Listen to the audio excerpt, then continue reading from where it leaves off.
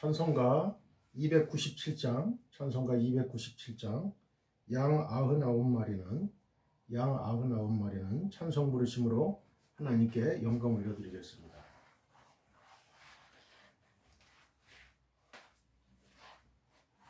찬송가 297장, 양 99마리는 찬송 부르심으로 하나님께 영광 올려드리겠습니다.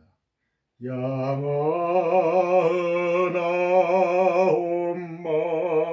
99마리는 올 안에 있으나 한 마리 양은 떨어져 길을 잃고 헤매네. 산 높고 길은 험한데 목자를 멀리 떠났네. 목자를 멀리 떠났네. 그 99마리가 넉넉지 않으나 저 목자 힘써 하는 말 그 양도 사랑해.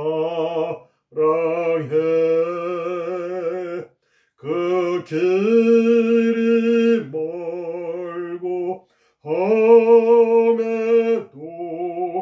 그 양을 찾을 것이라. 그 양을 찾을 것이라.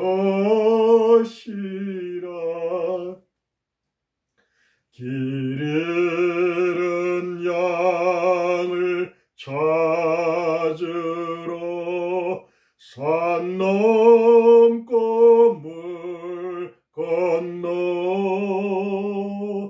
그 어두운 밤이 새도록 큰 고생하셨네.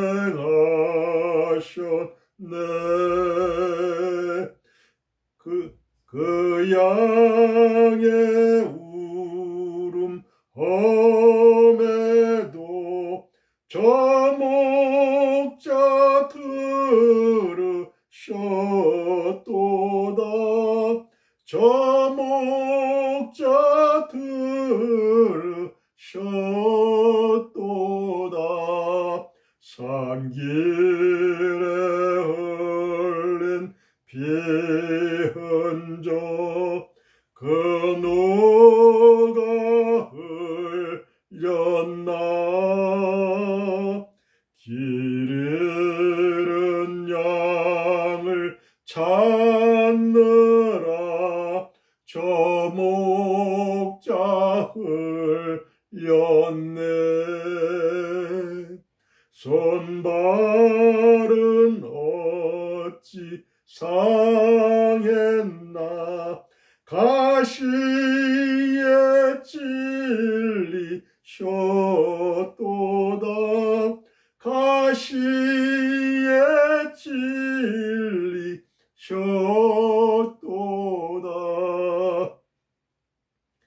저 목자 기쁨 넘쳐서 큰 소리 외치며 내 잃은 양을 찾았다. 다 기뻐하여라.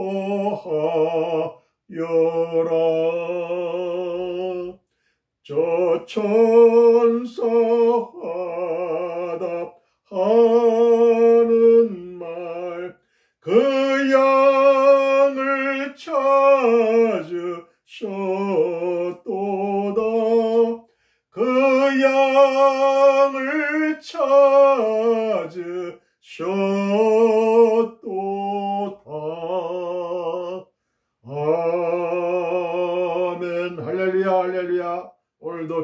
즐겁고 좋은 날입니다.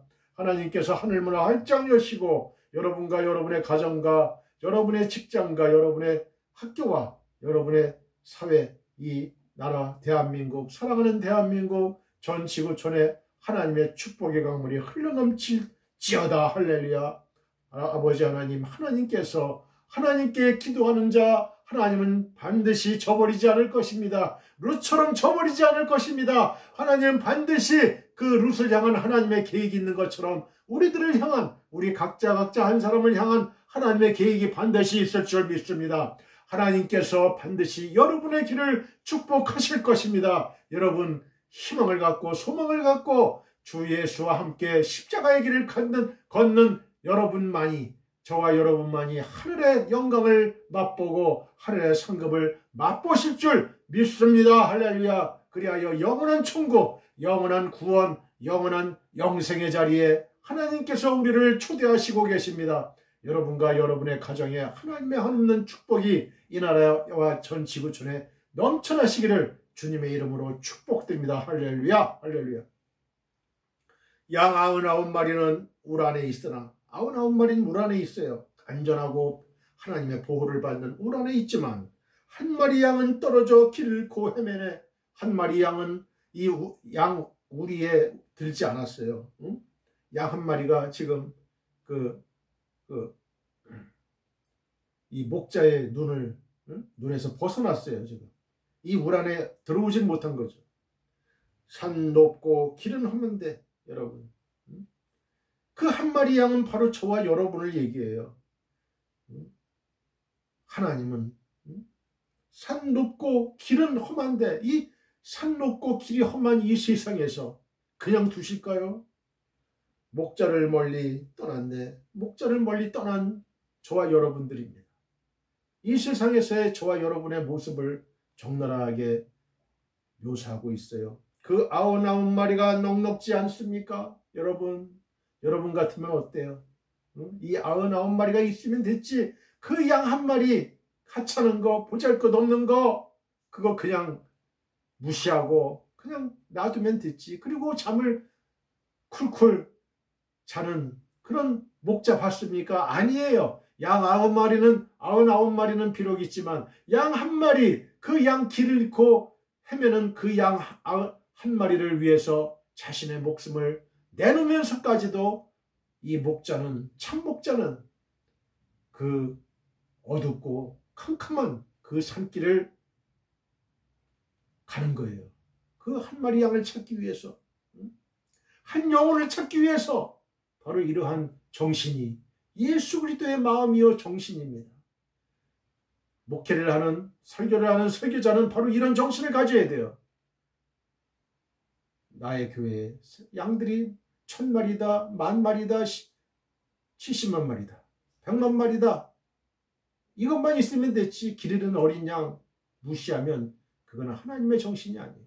하나님의 마음을 기쁘게 해드리는 마음이 아니에요. 저 목자 힘써하는 말, 저 목자 뭐라고 얘기합니까? 그 양도 사랑해. 그 양을 오히려 더 사랑한다는 거예요. 얼마나 마음 졸이면서 그 양을 찾겠습니까? 여러분, 그 양이 험한 산에 홀로 지금 방치되어 있는데 사자와 이리와 늑대가 그 양을 덮쳐서 양을 잡아먹을 수도 있는 상황이에요. 지금 위급한 상황입니다. 가슴 조여가면서 그 목자는, 참 목자는 그 양을 찾아 산길을 헤맵니다. 그 일이 멀고 험해도 그 양을 찾을 것이라, 그 양을 찾을 것이라. 이게 바로 참 목자 되신 예수님의 마음의 심정이에요. 이런 심정을 가지고 저와 여러분도 똑같이 그 길 잃은 그 어린 양 한 마리, 한 영혼을 찾으러 목숨을 걸고 이 세상에 나가야 되는 거예요. 여러분이 처한 학교, 여러분이 다니고 있는 학원, 직장, 사업장에 이런 마음을 가지고 출근해야 되는 거예요. 길 잃은 양을 찾으러 산 넘고 물 건너 그 어둠 밤이 새도록 큰 고생하셨네. 그 양의 울음소리를 저 목자 들으셨도다. 드디어 그 양의 목소리를 들었어요. 목자는 목자는 자기 양을 알고 자기 양의 목소리를 알고 그 양은 그 목자의 음성을 기억하고 있는 거예요. 우리는 하나님의 말씀, 하나님의 음성 기억해야 돼요. 기억해야 돼.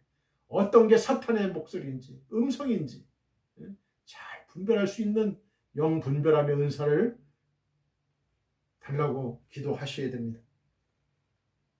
산길에 흘린 피 흔적, 그 누가 흘렸나?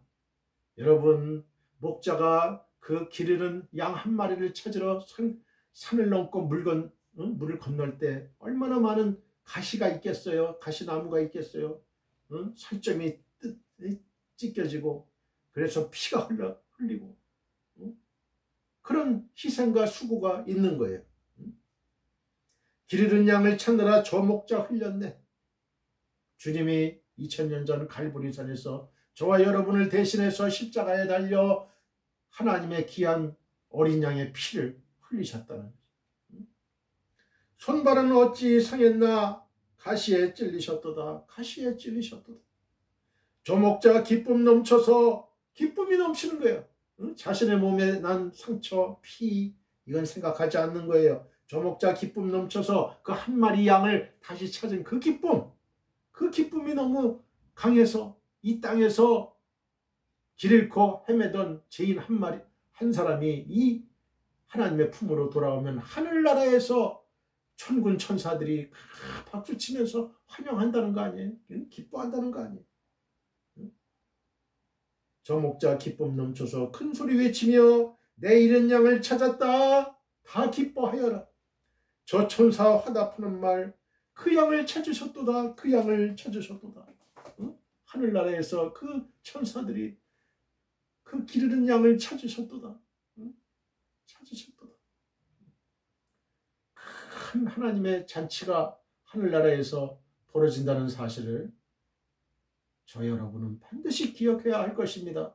그래서 한 마리 어린 양을 귀한 거예요, 여러분.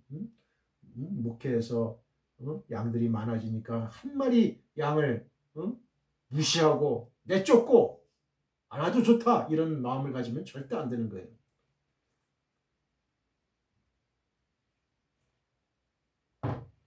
그런 사람은 하나님이 기뻐하시지 않아요.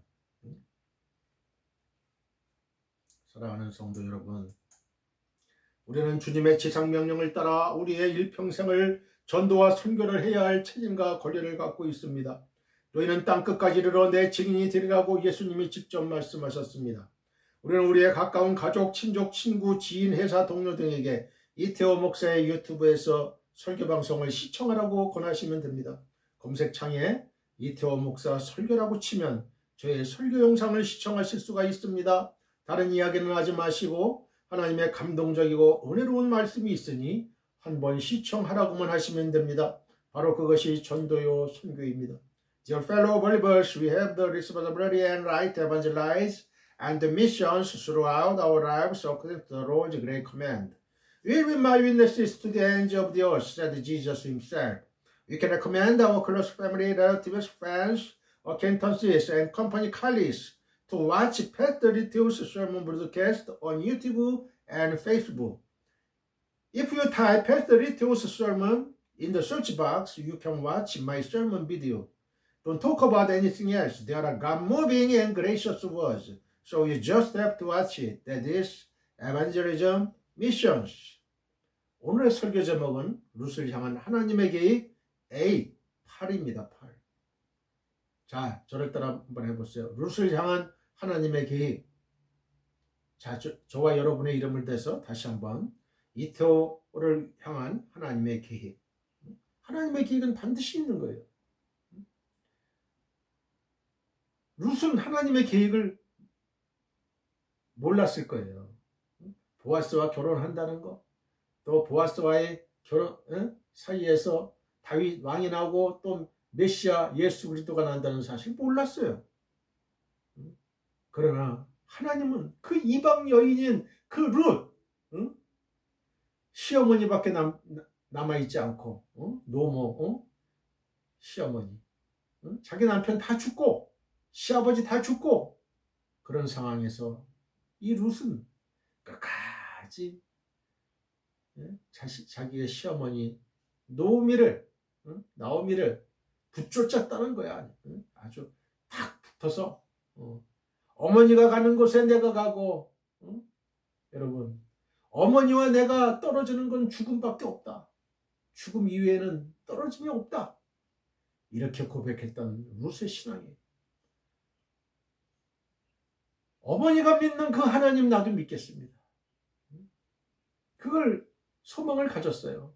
룻은 비록 눈에는 아무것도 보이지도 않고 또 어떤 미래 가능성도 전혀 없어요.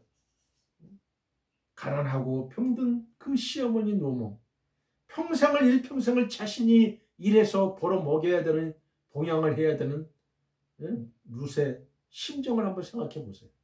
그러나 그것보다도 오히려 룻은 하나님을 향한 소망이 있었어요. 소망이. 천국에 대한 소망, 영생에 대한 소망, 구원에 대한 소망이 있었던 거예요. 룻은 비록 모압 여인이지만, 모압 여인이, 모압이 뭐예요? 모압의 원조가 누구예요? 모압의 원조가 아브라함의 조카 롯의 첫째 딸이 아버지하고 동침해서 소돔과 고모라 땅이 멸망할 때에 그 굴에서 동침해서 나온 그 자손이란 말이에요. 둘째 딸이 낳은 자손은 암몬이고, 아마 룻은 그랬을지는 몰라요. 자신의 그 조상이 그렇게 형편없고 그렇게 불미스럽고 근친상간으로 태어난 그 모압 족속, 여호와의 총에 영원히 들어가지 못할 그 모압 족속, 영원히 저주스러운 상태의 모압 족속, 그 모압 족속을 그쪽에 가지 않겠다.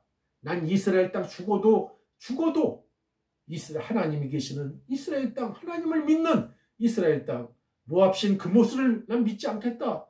오직 살아계신 야훼 하나님만을 믿겠다 하는 그 마음을 갖고 있었다는 거죠. 그 마음 갖고 있었던 거예요.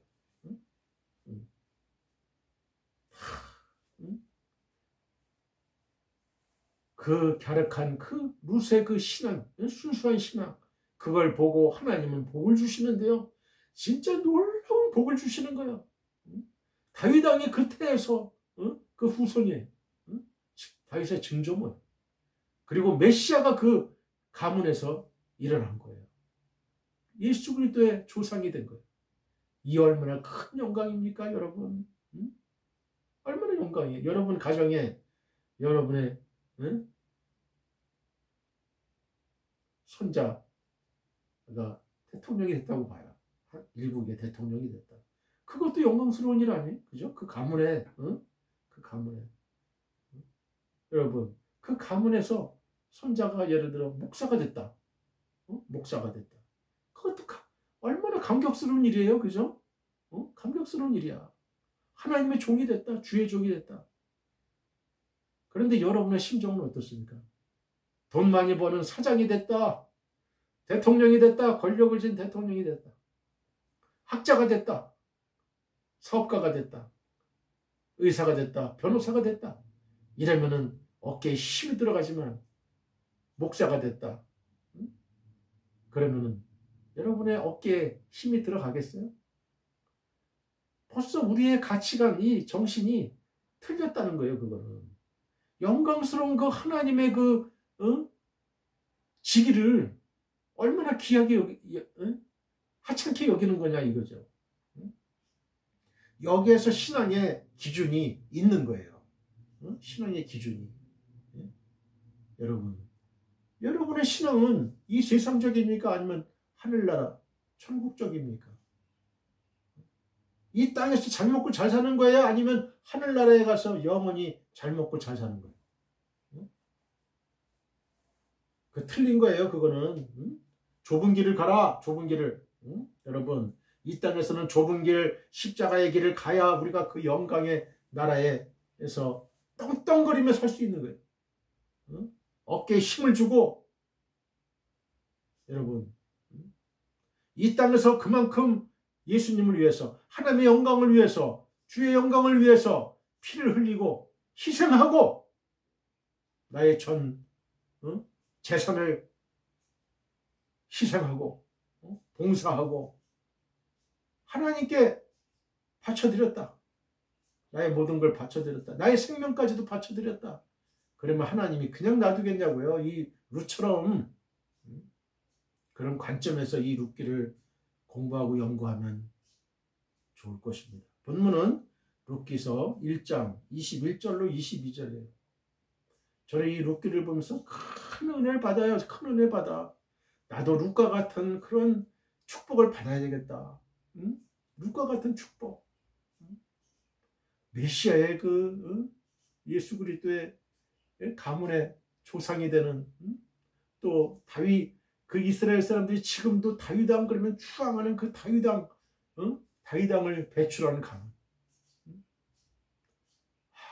룻의 신앙이 너무나 부러워요. 그리고 하나님은 룻과 같은 사람을 사용하시고 복을 주신다는 사실이에요, 여러분. 본문 읽기 전에 저를 한번 따라해 주세요. 지구촌 교회 수지성전 주일 2시 예배가 아주 하나님의 은혜가 넘친다면서요. 한번 앞뒤 좌우 사람들에게 이야기해 보세요. They say that the Sunday 2 o'clock service at the Global Church Suji Temple is very full of God's grace. Talk the front, back, left and right people. 나만 은혜 받을 수 없어요. 다른 사람들도 천국잔치 은혜의 자리에 초청합시다.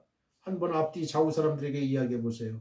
I cannot be the only one to receive grace. Let us also invite others to the heavenly banquet and the place of grace. Talk to the front, back, left and right people. 오늘도 하늘에서 성령의 은혜가 폭포수같이 떨어집니다. Today too the grace of the Holy Spirit falls like a waterfall from heaven. 믿는 자는 아멘 하시기 바랍니다. Those who believe should say amen. 고백한 대로 될지어다 아멘. Let it be done as you confessed 아멘. 예수님만이 우리의 영원한 소망이요 목적입니다. Only Jesus is our eternal hope and purpose.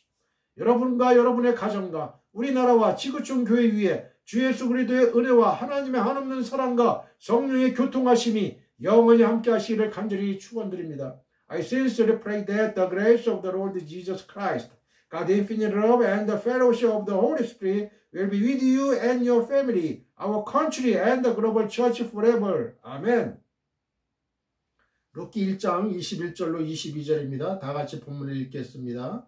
내가 풍족하게 나갔더니 여호와께서 내게 비어 돌아오게 하셨느니라. 여호와께서 나를 징벌하셨고 전능자가 나를 괴롭게 하셨거늘 너희가 어찌 나를 나오미라 부르느냐 하니라. 나오미가 모압 지방에서 그의 며느리 모압 여인 룻과 함께 돌아왔는데 그들이 보리 추수 시작할 때에 베들레헴에 이르렀더라. 아멘.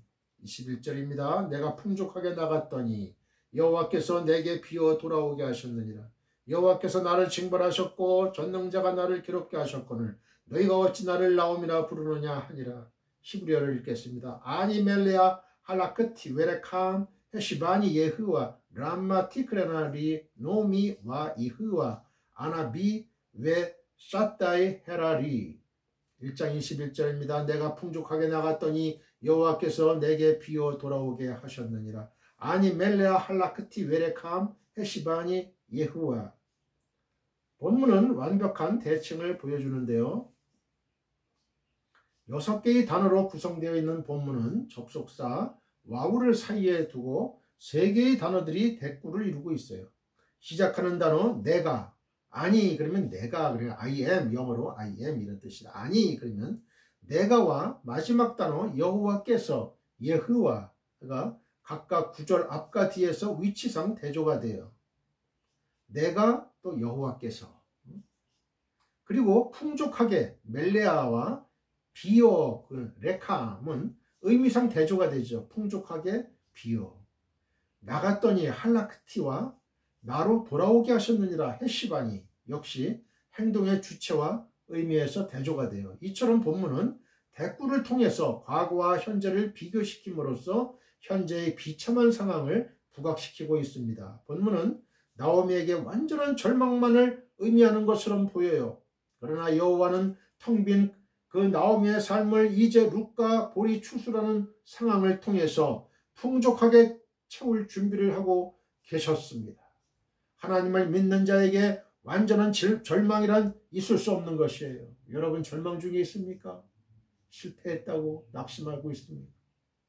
하나님을 믿는 자에겐 완전한 절망이란 있을 수가 없어요. 룻을 보세요. 룻을 보세요. 서랍다 가부의 그 모습을 보세요. 여러분 밀가루의 통이 다 떨어지고 기름도 떨어지고 그런 상황에서 이제 마지막으로 그 떡을 해서 빵을 해서 먹고 어머니와 아들이 이제 그거 마지막 먹고 죽으려고 하는 그런 지경에 있어. 여러분의 처지가 지금 그런 처지에 있습니까? 여러분 경제적으로 너무나 어렵습니까? 룻과 같이 지금 안전한 그 앞이 캄캄한 절벽처럼 소망이 하나도 없어 보입니까? 여러분 실망하고 낭망하지 마세요. 하나님을 바라보세요. 하나님을 믿는 자, 하나님을 바라보는 자에게 완전한 절망이란 결코 있을 수 없다는 거예요. 하나님의 도우심이 반드시 있습니다. 여러분 왜 기도 안 하십니까? 살아계신 하나님이에요. 여러분 기도 안 한다는 건 하나님을 믿지 않는다는 얘기예요. 살아계신 하나님 그때 체험해 보는 거예요. 그때 진짜 하나님이 나를 도우셨다. 하나님이 나를 먹여 살리셨다. 여러분 그런 간증이 여러분의 입을 통해서 여러분의 경험을 통해서 생활 경험을 통해서 막 나와야 되는 거예요. 이게 막 나와야 돼요. 지금 그럴 때 하나님과 더 살아계신 하나님을 느끼고 여러분 하나님을 믿지 않을 수 없는 거예요.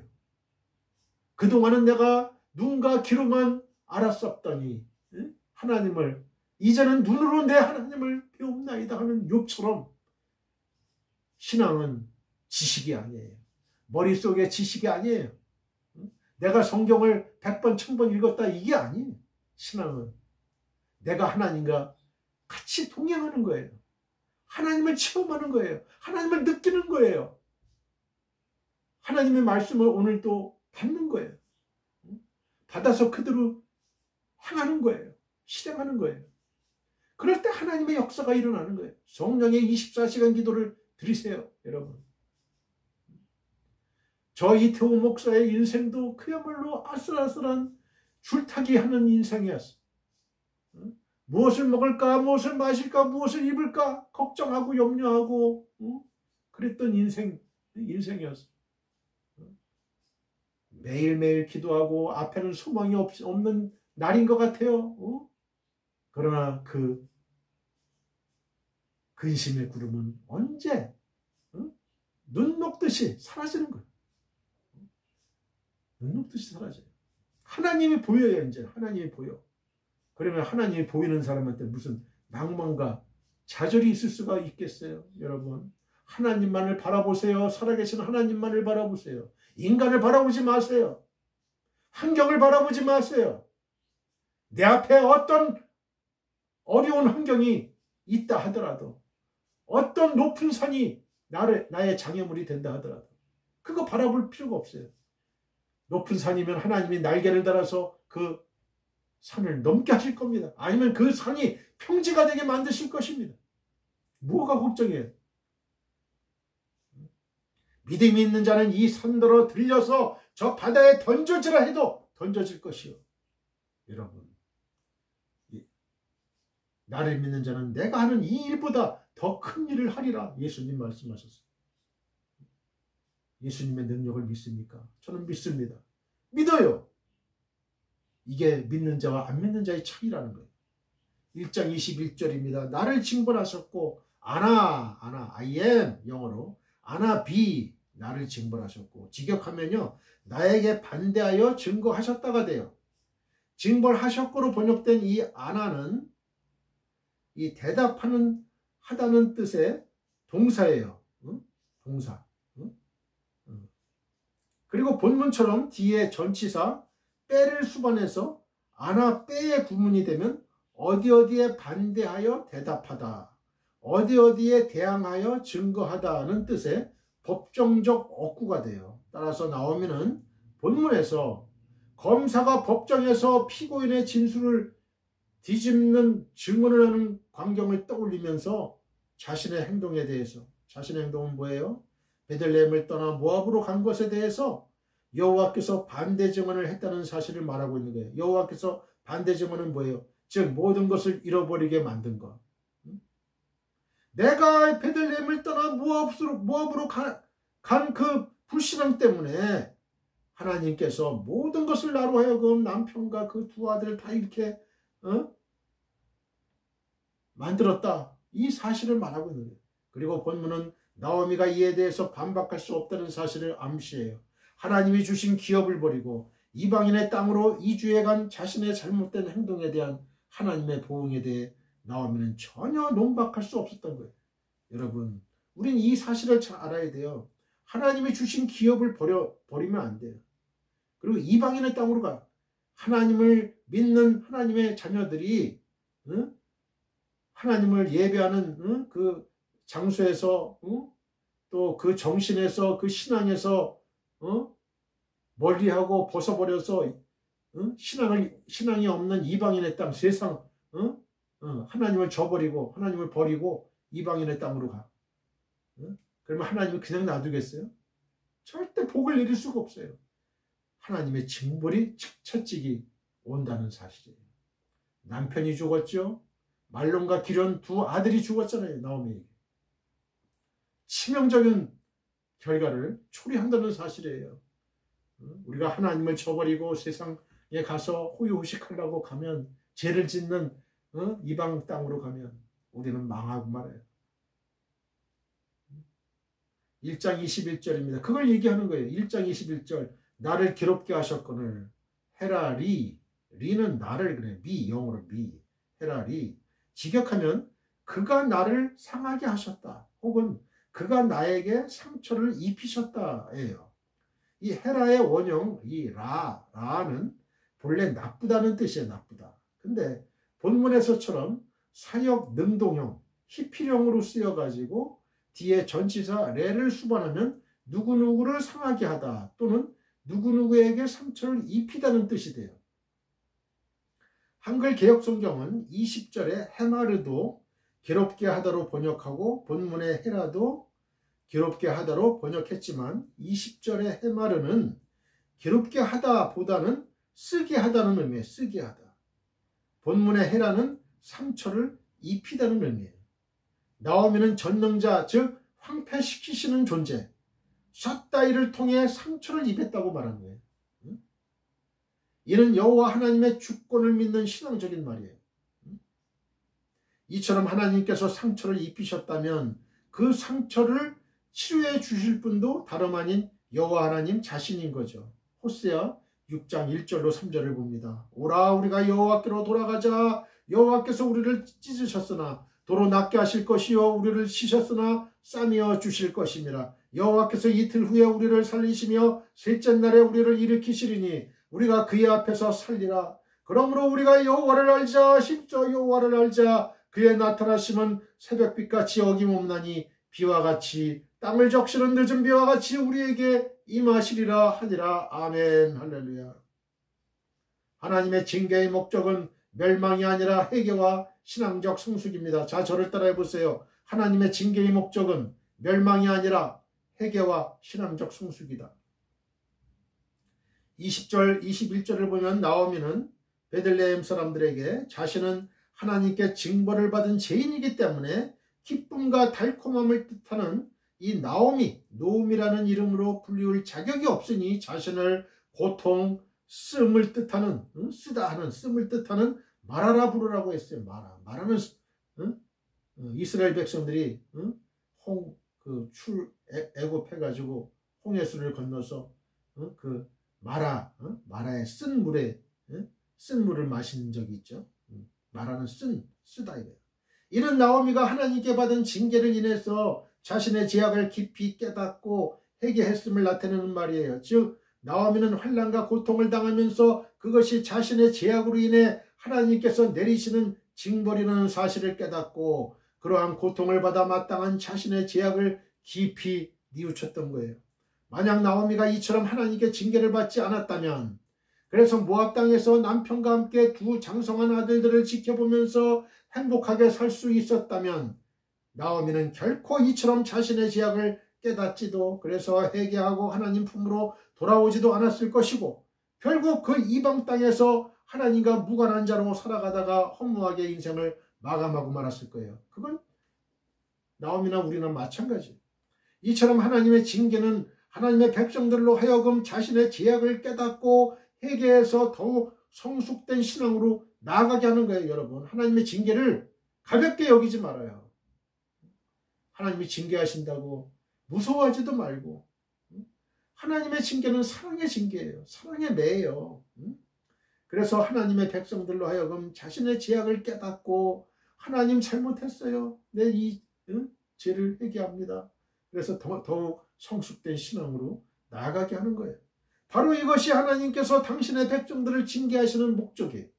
결코 당신의 백성을 멸망시키기 위해서 징계하시는 것이 아니라는 말이에요.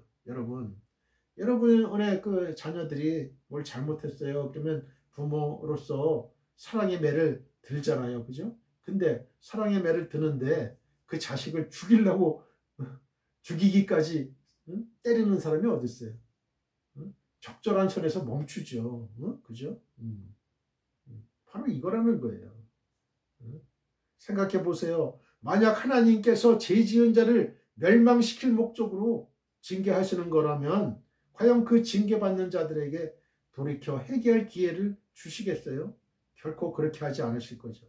마치 사악한 소돔과 고모라의 백성들을 단 하루 사이에 멸망시키셨던 것처럼 단숨에 쳐서 멸망시키실 것이죠. 그러나 하나님이 징계를 내리시는 목적은 멸망이 아니라 회개고 또한 신앙적 성숙이기 때문에 그 징계받는 자들에게 회개할 기회를 주시고 또 그 징계를 인하여 회개하고 죄악에서 돌이키면 즉시 그 징계를 거두실 뿐만 아니라 이전의 모든 축복된 삶을 회복시켜 주신다는 거예요. 그래서 히브리서 기자는 히브리서 12장 11절에 무릇 징계가 당시에는 즐거워 보이지 않고 슬퍼 보이나 후에 그로 말미암아 연단받은 자들은 의와 평강의 열매를 맺느니라고 했던 거예요. 연단받은 자들은 뭐예요? 무슨 열매? 의와 평강의 열매를 맺는다. 무릇 징계가 당시에는 즐거워 보이지 않아요. 슬퍼 보여요. 그러나 후에 그로 말미암아 연단받은 자들은 의와 평강의 열매를 맺는다. 이렇게 사도 바울은 얘기했어요. 징계의 목적은 결코 멸망이 아닙니다. 오직 죄를 깨닫고 하나님께로 나아오는 회개와 하나님을 더욱 깊이 알아가는 신앙적 성숙인 거예요. 다시 말해서 징계는 하나님께서 제약된 당신의 백성을 미워하시기 때문이 아니라 오히려 더욱 사랑하시기 때문에 내리신다는 사랑의 징계라는 거예요. 그러므로 성도 여러분, 우리는 하나님께 징계를 받을 때에 그 징계로 인하여 낙심하거나 절망해서는 결코 안 되겠습니다. 오히려 징계를 받을 때 우리는 제약된 우리를 여전히 사랑하셔서 징계를 통해서라도 영원한 멸망에서 건지시려는 하나님을 인하여 감사하고 즉시 제약된 길에서 돌이키는 자들이 되어야 될 것입니다. 그럴 때 하나님께서는 우리를 더욱 기뻐하셔서 우리의 모든 죄를 도말하시고 없애시고 우리에게 더할 수 없는 큰 은혜와 복을 내려주실 것입니다. 할렐루야! 할렐루야! 욥기서 23장 10절입니다. 그러나 내가 가는 길을 그가 아시나니 그가 나를 단련하신 후에는 내가 순금같이 정금같이 되어 나오리라. 잠언서 3장 12절 대저 여호와께서 그 사랑하시는 자를 징계하시기를 마치 아비가 그 기뻐하는 아들을 징계함같이 하시느니라. 아멘. 성도가 하나님을 떠날 때 황폐한 삶을 면할 수 없습니다. 자, 저를 따라해 보세요. 성도가 하나님을 떠날 때 황폐한 삶을 면할 수 없다. 21절을 보면 나오미는 내가 풍족하게 나갔더니 여호와께서 내게 비어 돌아오게 하셨다고 했어요. 여기서 풍족하게 나갔다는 것은 물론 나오미가 든든한 남편 그리고 장성한 두 아들과 함께 많은 재물을 가지고 이스라엘을 떠났다는 얘기예요. 하지만 그렇게 하나님의 품을 떠났던 나오미는 이방 땅에서 십수년의 세월을 보내는 동안 그 모든 것을 잃어버리고 완전히 빈손되어 빈털터리가 되어 버렸던 것이죠. 하나님께서 돌보시는 이스라엘 땅에서 정신적 물질적으로 풍요로운 삶을 누렸던 나오미가 하나님을 떠났을 때 철저하게 황폐화된 상실의 삶을 살아갈 수밖에 없었던 거예요. 저와 여러분도 마찬가지. 하나님이 돌보시는 하나님의 가정에서, 하나님의 교회에서 있다가 세상 유혹으로 세상 땅으로 갔다 여러분 철저하게 황폐화된 상실의 삶을 여러분 살아갈 수밖에 없어요. 어쩌면 목숨을 잃을지도 몰라요. 이처럼 하나님의 백성이 하나님을 떠나면 황폐한 삶을 면할 수가 없어요. 우린 이 본문을 통해서 우린 이걸 뼈저리게 느끼게 되는 거예요. 혹 물질적으로는 풍요로운 삶을 누릴 수 있을지 모르지만 영적으로는 결코 만족한 생을 살아갈 수가 없는 거예요. 세겜 땅에서 하나님을 잊어버리고 안일한 생활에 빠져 있었던 야곱을 보세요. 야곱은 비록 그곳에서 물질적으로는 부족함이 없는 풍요로운 삶을 누릴 수 있었지만 하나님의 도우심을 입지 못함으로써 그의 딸 디나가 강간을 당하고 아들들은 그 일에 대한 복수라는 명목으로 세겜성 사람들의 간교하게 속여서 잔악하게 학살하는 등 영적으로는 완전히 황폐한 삶을 살 수밖에 없었지요. 창세기 34장 1절로 31절. 또 이스라엘의 초대왕 사울은 어떠했나요? 그 역시 하나님의 명령에 불순종함으로써 하나님께 버림을 받고 하나님의 신이 그를 떠나게 되었을 때 악신에게 붙잡혀서 늘 번뇌하는 삶을 살 수밖에 없었어요. 사무엘상 16장 14절 19장 9절. 참으로 하나님의 백성이 하나님을 떠나서는 황폐한 삶을 면할 수가 없는 거예요. 오직 하나님과 함께할 때에만 영적, 물질적으로 진정한 풍족함을 누릴 수가 있는 거예요. 그래서 하나님께서는 호세아 9장 12절에서 이스라엘 백성들에 대하여 혹 그들이 자식을 기를지라도 내가 그 자식을 없이 하여 한 사람도 남기지 아니할 것이라 내가 그들을 떠나는 때에는 그들에게 화가 미치리로다 라고 말씀했죠.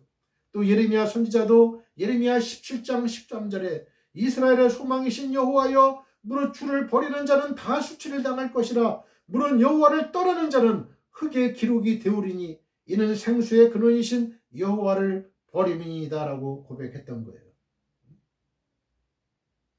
즉 하나님이 우리에게서 떠나는 순간 그리고 우리가 하나님을 떠나는 그 순간이 바로 우리에게 화가 미치는 순간이요 우리의 삶이 황폐하게 되는 순간이라는 것입니다. 그러므로 우리는 하나님을 떠나서도 또 하나님께서 우리를 떠나시게 해서도 안 돼요.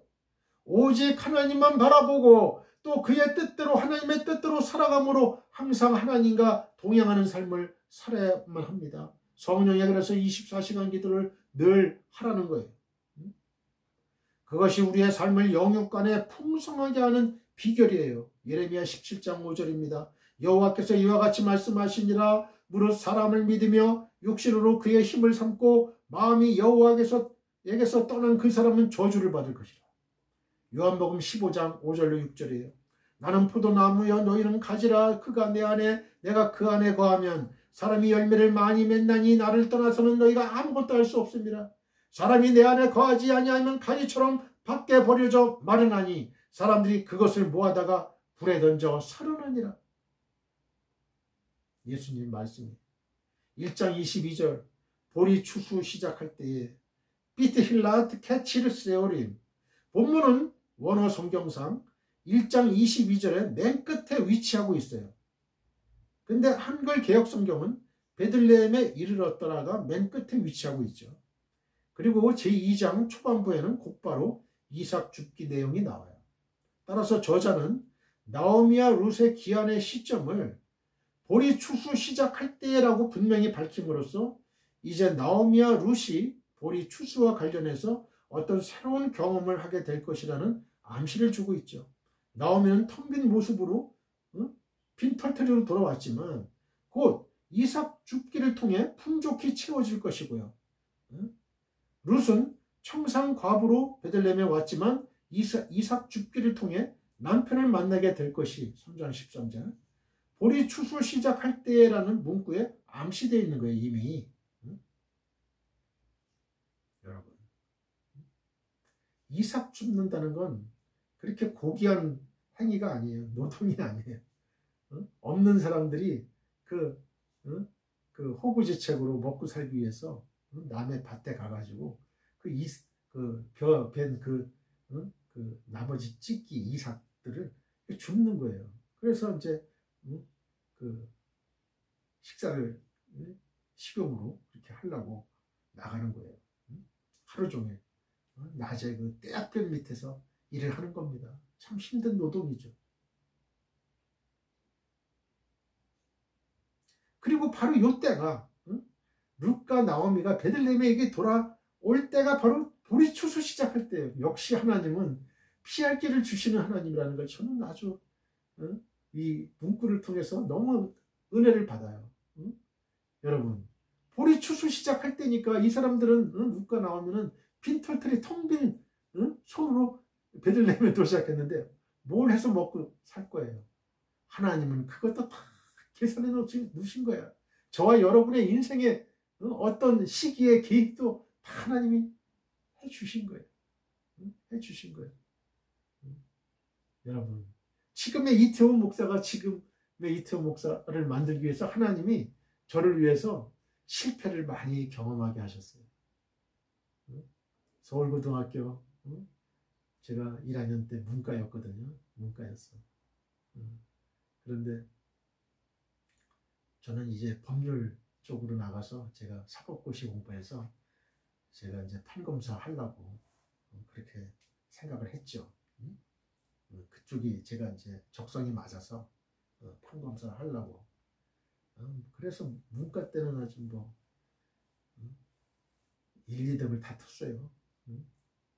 그 백리길 되는 저 문산, 파주 문산 거기서 새벽마다 오고 가고 하면서도 1, 2등을 했어요. 그런데 2학년 때 가면서 문과, 이과가 갈리잖아요. 거기에서 중학교 때 얘기를 제가 들었나요? 중학교 때 반에서 1등 하고 막 하니까 아버지는 이북에서 내려오셔가지고 기술을 배워야 된다. 그래가지고 저를 뭐 서울공고나 아니면 덕수상고 이런 쪽으로 보내려고 했는데 담임 선생님이 그 시골에 계신 아버님을 좀 불러 오시라 그래서 이제 얘기를 하다가 상담하다가 왜 지금부터 그렇게 진로를 결정하려고 하느냐. 상대도 있고 공대도 있다. 대학교를 가면 그만큼 더 크게 성장할 수 있으니 인문계 고등학교를 보내세요. 그래서 아버지가 설득해가지고 인문계를 갔어요. 서울고등학교를 갔는데 여기에서 또 이제 분기점이 생기는 거예요. 1학년 때 문과를 갔는데 그때는 이제 제 자유로 이제 할 수 있었어요. 근데 2학년이 올라가면서 문과, 이과가 갈라져요. 이제 거기에서 또 담임선생님이 아버님을 불러오시라고. 그래서 그냥 제 의견대로 전 그냥 문과 가겠습니다 하면 그냥 그걸로 끝나는데 부모님을 꼭 모시고 오라 그래가지고 거기에서 저희 담임선생님이 저를 이과로 보내게 됐어요. 아버지가 이과를 원하니까. 저희 의견을 무시하고 이과로 가니까 그렇게 재미가 없어요. 재미도 없고 또 시간도 없고 그러다 보니까 성적이 점점 떨어지고 다시 담임선생님한테 얘기했어요. 다시 문과를 좀 보내달라고. 안 된다. 2학년 때 안 된대. 또 3학년 올라갔어요. 또 3학년 때도 문과를 좀 보내주세요. 안 된다. 그런데 제 동창들 얘기 보면 다 옮겼대요. 그거 자유롭게 옮길 수 있거든요. 본인의 의사에 따라서. 그때도 참 마음이 괴로웠어요. 이게 왜 안 될까 하면서 그 이유를 전 잘 모르겠어요. 그 이유를. 제가 서울고등학교 1학년 때 담임선생님이 제가 이제 1, 2등을 다투니까 가외를 하라는 거예요. 국어, 영어, 수학. 그러니까 그 소위 명문대학이라고 하는 데를 갈 수 있는 실력이 있는 사람을 모집하는 거예요. 그 국어, 영어, 수학 선생님들이, 담임 선생님들이. 그래가지고 그러면 그쪽에선 전부 다 가외하면은 다 가거든요. 이제 그냥 가야 다 가. 근데 저는 담임 선생님한테 저는 돈이 없어요. 가정 가외 받을 돈이 없어요. 그러니까 자꾸 이제 독촉을 하는 거예요. 그게 미운 털이 이제 박혔던 것 같아요. 그게. 그러니까 그냥 이과로 보내고 또 같은 선생님들끼리 다 이제 또 서로 통하니까 저 이태호 학생은 절대 문과로 보내지 말아라. 문과로 보내게 되면 자기가 가르치는 학생들하고 서로 라이벌 관계고 경쟁자가 되고 이제 그런 이제 생각까지 다 하셨던 것 같아요. 그래서 저보다 성적이 낮았던 사람이 서울대 법대 들어가고 다 그랬어요. 뭐 고려대 법대도 들어가고 그렇게 되더라고요. 보니까 나중에 보니까 하여튼 저의 인생길을 보더라도 하나님께서 참 교묘하게 역사하시는 거예요. 교묘하게 역사하시는 거예요. 그리고 제가 이제 그 집안 형편이 어려우니까 충무로 오가에 그 침례교 신학교를 들어갔어요. 거기서도 또 어떤 사건이 또 벌어져요. 또 거기서도 어떤 차별 아닌 차별이 또 있게 되더라고요. 그 신학대학하고 대전에 있는 신학대학하고 또 신학교하고 또 그런 게 있어요. 그 체육대회 때.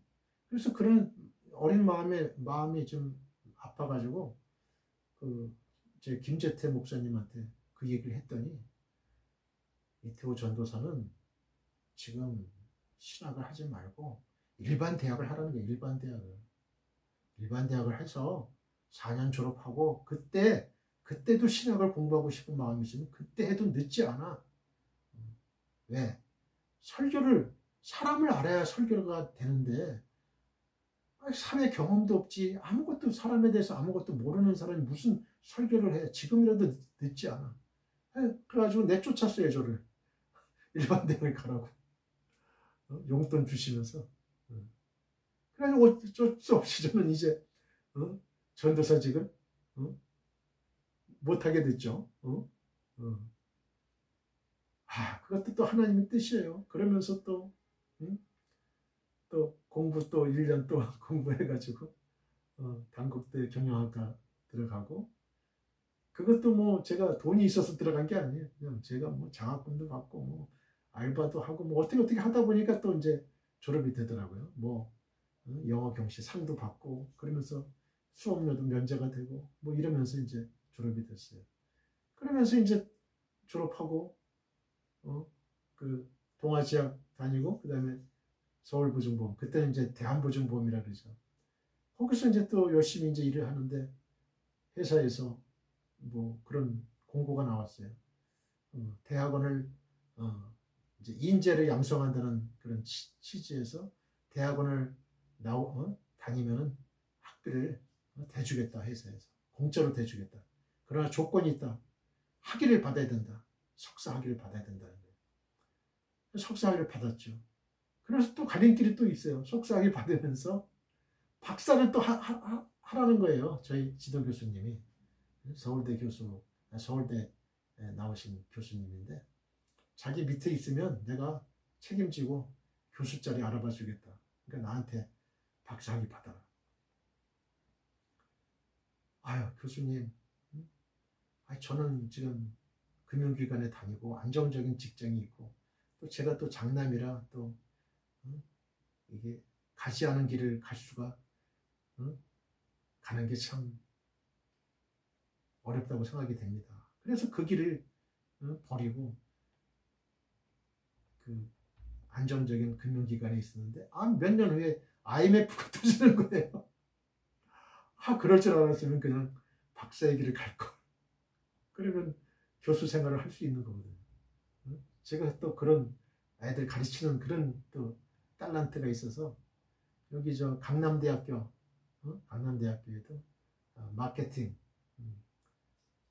마케팅을 제가 강의를 했었어요. 그 외래 교수로 이렇게 이제 초빙이 돼서 그리고 또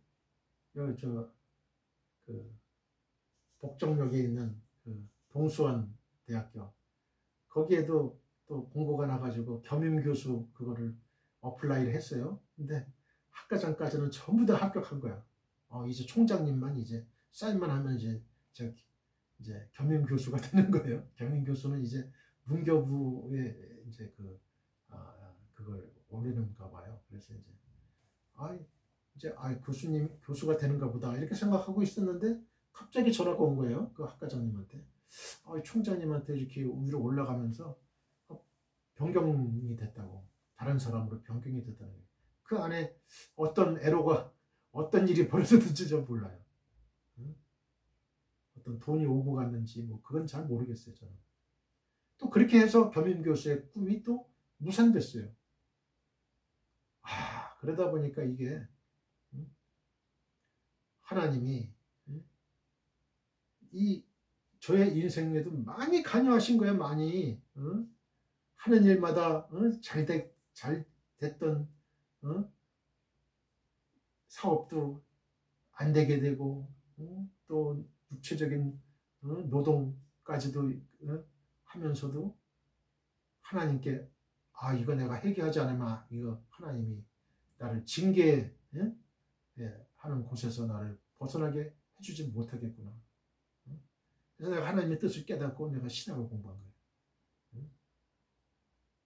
하나님, 이제는 제가 주님의 뜻을 깨달았으니 주의 종으로 헌신해서 제가 말씀 전하고 전도하고 또 성령의 능력을 그리고 사람들을 많이 제가 전도하고 치료하고 인도하겠습니다. 꼬꾸라진 거예요. 제가 꼬꾸라졌어. 그래서 하나님이 저를 여기까지 지금 인도하신 그 하나님께 저의 인생을 보더라도 이 룻과 같은 그야말로 외줄 인생 그걸 저는 확실히 깨닫죠. 확실히 깨달아요. 그래서 저는 전도하는 삶, 하나님께 말씀 전하는 삶, 이것보다 더 행복하고 더 위대한 삶은 없다. 제가 걷는 발길마다 하나님의 복음의 씨가 뿌려지는 그 놀라운 하나님의 역사가 오늘도 이 시간에도 일어날 줄 믿습니다. 할렐루야. 앞으로도 하나님의 역사가 일어날 줄 믿습니다. 우리가 사는 인생이 내가 사는 것 같지만 내가 발걸음을 걷지만은 그러나 그 길을 인도하시는 분은 바로 야훼 하나님이시라는 거. 이걸 아셔야 돼. 하나님의 섭리가 반드시 있습니다. 하나님이 우리의 인생에 관여하십니다. 하나님이 우리와 함께 동행하십니다. 여러분. 이 사실을 아셔야 돼요. 저는 하나님께 너무나 감사해요. 오늘의 저를 빚기 위해서 하나님은 그동안 많은 저의 인생에 징계도 하셨고 축복도 주셨고 하신 거예요. 지금의 내 모습을 만들기 위해서 너무나 감사한 거예요. 설교자로서 하나님께서 미천한 이태원 목사를 들어서 하나님의 일을 하신다는 게 마치 80세의 모세를 들어서 이스라엘 백성 400년 그 노예 생활에서 벗어나게 하려고 영원한 가나안 땅, 축복의 땅, 하나님이 약속하신 땅을 향해서 가게 하시려고 모세를 들어 쓰셨던 것처럼 오늘 21세기 대한민국에 영적인 부흥 운동을 일으키게 하기 위해서 또 미래 세대를 일으키게 하기 위해서 저를 쓰셨다는 것. 전 너무나 감사한 거예요. 제가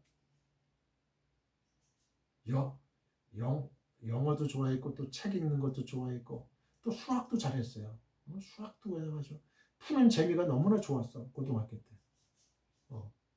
그러나 나는 이제 적성이 나는 그 법학과를 졸업해서 그때 로스쿨이 없었거든요. 법학과를 졸업해서 판사나 검사가 되려고 했어요. 제가.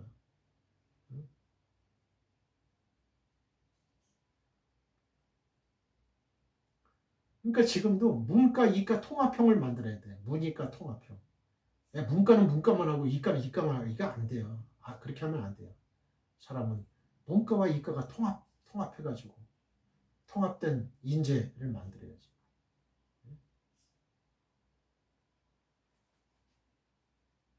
여기서 우리는 룻기서의 저자가 룻기서를 지극히 구조적이면서도 매우 아름다운 문학적 표현으로 기록했음을 알 수가 있어요. 지약에서 돌이키는 그때가 바로 은혜의 때입니다. 자, 저를 따라해 보세요. 죄악에서 돌이키는 그때가 바로 은혜의 때다.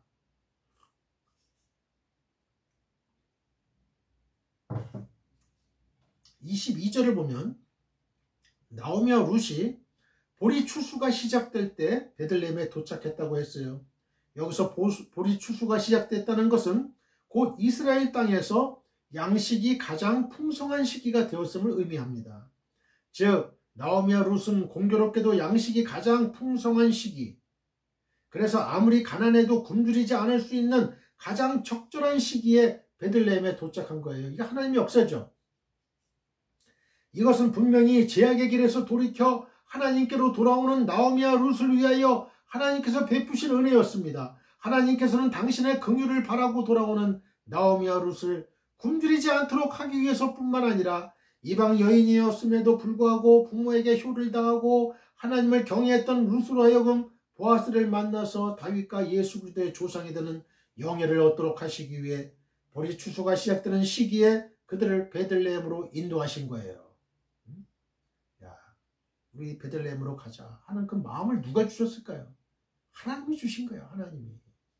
이처럼 하나님께서는 죄악에서 돌이켜 당신에게로 돌아오는 자들을 실망시키지 않으시고 그들에게 놀라운 은혜를 베풀어 주십니다. 따라서 죄악에서 돌이키는 자들에게는 죄악에서 돌이키는 바로 그때가 은혜의 때라고 할 수가 있어요.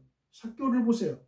그는 세리장으로서 타인의 재물을 토색함으로 재물을 쌓았던 명백한 죄인이었죠. 그러나 그가 예수 그리스도를 믿고 돌이켜서 자신의 죄를 회개한 후에 선을 행했을 때 하나님께서는 그를 아브라함의 자손 곧 구원받은 하나님의 백성이 되게 해주셨습니다. 누가복음 19장 8절로 9절. 또 오순절날 예루살렘에 모여서 베드로의 설교를 듣고 회개했던 3,000명의 유대인들을 보세요. 그들이 예수 그리스도를 십자가에 못 박게 한 자기들의 죄를 회개하고 돌이켜 예수 그리스도를 영접했을 때 그들은 하나님께로부터 성령을 선물로 받고 하나님의 자녀가 될 수 있었죠. 사도행전 2장 37절로 42절. 죄악에서 돌이키는 그때가 바로 하나님께로부터 넘치는 은혜와 복을 받는 은혜의 때인 거예요. 하나님께서는 마치 탕자를 맞아들이는 아버지처럼 죄악에서 돌이키는 자들을 그 누구보다도 기뻐하시고 그들에게 넘치는 은혜와 복을 내려주시는 거예요. 그러므로 우리는 하나님 앞에서 범죄했을 때 무엇보다도 회개하기를 지체하지 말아야 돼요. 즉시 회개해야 돼요. 회개가 늦어지면 늦어질수록 죄로 인한 고통은 가중되지만 우리가 죄를 회개하는 그 순간 하나님의 은혜는 우리에게 풍성하게 임해요. 우리에게 풍성하게 임해요. 여러분, 탕자가 아버지를 만났을 때 아버지 저를 아버지의 아들이라 칭함을 감당할 수가 없습니다. 저를 품꾼의 하나로 여겨주세요 아버지. 그런다고 해서 그 탕자의 신분이 바뀝니까? 아니죠. 아들은 아들이에요. 아들은 아들이에요. 어떻게 아들을 품꾼의 하나로 볼 수가 있겠어요? 이 아버지가 여러분. 그러지 않겠어요? 하나님은 죄를 져도 아들은 아들인 거예요. 하나님의 자녀는 자녀인 거예요. 우리가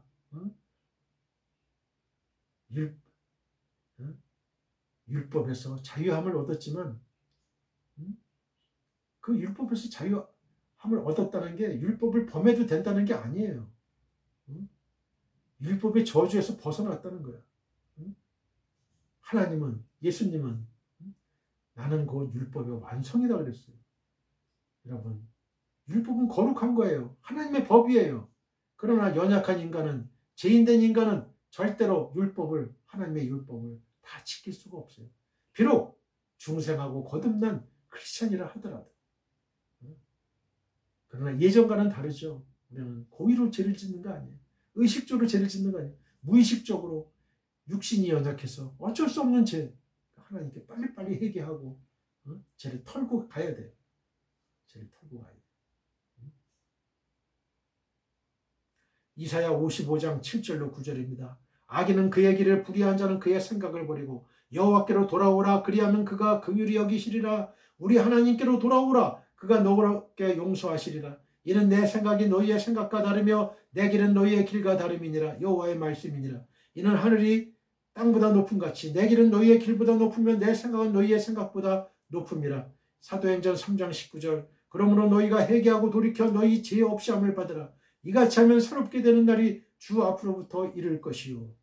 성도 여러분, 나오미는 남편과 자식을 모두 잃어버리고 한없이 초라해진 자신을 보고 놀라서 떠들어대는 베들레헴 사람들에게 자신을 더 이상 노음이라고 부르지 말고 마라라고 부르라고 했어요.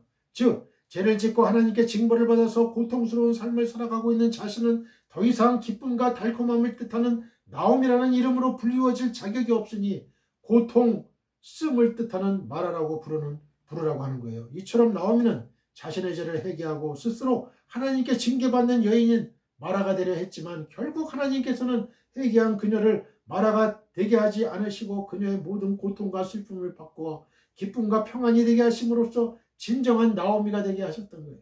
그렇습니다. 하나님께서는 결코 회개한 자들을 마라가 되지 않게 하세요. 비록 죄악으로 인하여 하나님께 징계를 받아서 고통스러운 인생을 살아왔을지라도 회개하는 그 순간 모든 고통과 슬픔을 변하여 기쁨과 평안이 되게 하십니다. 그러므로 이제 우리는 죄악에서 돌이켜 회개하기를 망설이지 말아야 돼요. 바로 그것이 우리의 잃어버린 기쁨과 평안을 회복하여 참된 나오미가 되는 비결입니다. 할렐루야! 우리 모두 하나님 아버지께 기도드립시다. 하늘에 계신 나의 아버지시여, 주의 성령님께서 오늘 이 방송을 시청하는 설교를 들은 지구촌교회 모든 성도님들에게 믿음의 복을 주옵소서. 하나님의 징계의 목적은 멸망이 아니라 회개와 신앙적 성숙입니다. 성도가 하나님을 떠날 때 황폐한 삶을 면할 수 없습니다. 죄악에서 돌이키는 그때가 바로 은혜의 때임을 알고 깨달아서 즉시 죄악에서 돌이켜 하나님께로 돌아가게 하옵소서. 그리하여 용서와 사랑의 은총을 받게 하옵소서. 예수님의 거룩하신 이름으로 기도드립니다. 아멘.